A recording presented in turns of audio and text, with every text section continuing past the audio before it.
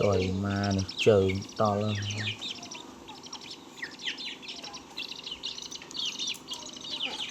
Xì to lên. Xì đầu bồng co. Ừ. Xì đầu bông.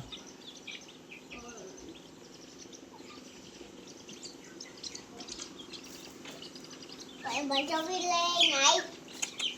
À đi. Một tấu món chắc này.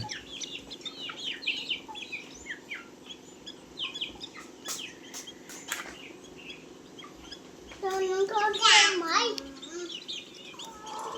Món chuối nha.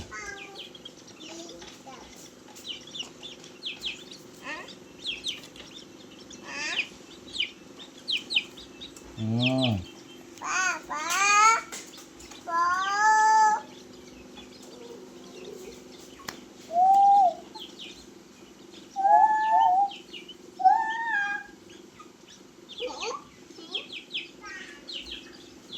Bình ngờ đi. Đò na và lên ấy đây. Rất là small thằng bay.